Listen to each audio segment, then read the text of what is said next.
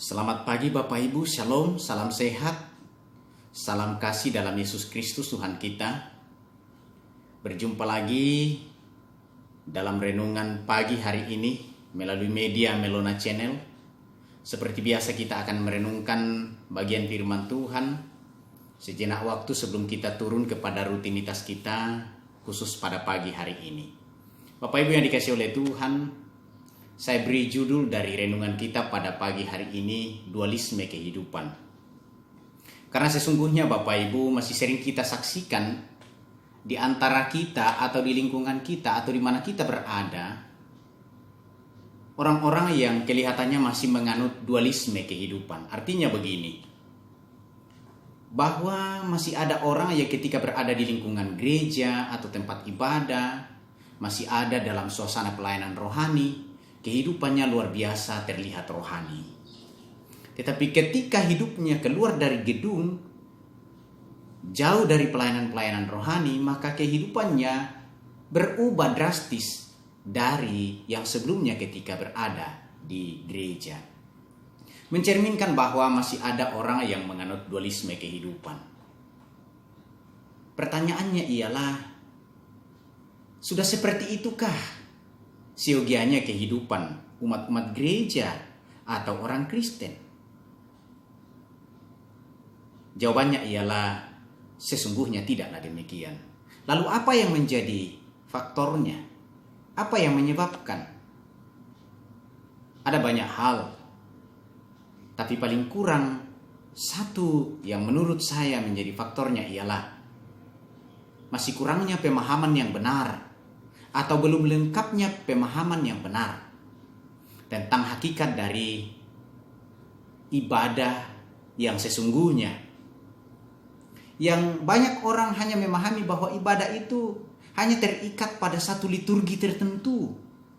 Bahkan lucunya banyak gereja sekarang saling klaim bahwa ibadah kamilah yang paling benar. Saudara yang dikasihi oleh Tuhan, ibadah tidak hanya terikat atau terbatas pada tempat tertentu saja, di gereja mungkin atau di tempat-tempat lain, tidak. Atau terbatas pada waktu-waktu tertentu saja, hari Minggu, hari Jumat, atau hari apa saja. Tidak. Juga ibadah yang sejati tidak hanya terbatas dan sampai pada melakukan pelayanan dan mendengar firman.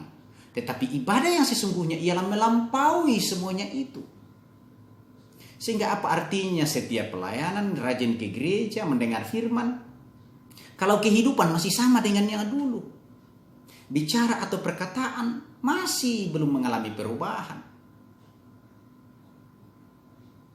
Perilaku kita belum menjadi berkat bagi orang lain dan belum memuliakan Tuhan, belum mencerminkan apa yang kita dengar tentang firman Tuhan. Bapak Ibu yang dikasihi oleh Tuhan, ibadah yang sesungguhnya atau ibadah sejati disampaikan oleh Rasul Paulus kepada jemaat yang ada di Roma. Dalam Roma pasal 12 ayat 1, di sana tertulis begini. Aku menasihatkan kamu supaya kamu mempersembahkan tubuhmu sebagai persembahan yang hidup, yang kudus dan yang berkenan kepada Tuhan. Itu adalah ibadahmu yang sejati. Untuk lebih cepat memahami ayat ini bisa dibaca dari belakang. Ibadahmu yang sejati ialah ketika kamu mempersembahkan tubuhmu sebagai persembahan yang hidup, yang kudus dan berkenan kepada Allah. Apa yang disebut dengan mempersembahkan tubuh secara hidup? Itu berbicara sesungguhnya tentang totalitas kehidupan kita. Bahwa dalam kehidupan ini, dalam tubuh ini ada banyak potensi hidup, potensi berkarya, potensi untuk melakukan hal yang memuliakan Tuhan, yang membangun kehidupan kita dan orang lain.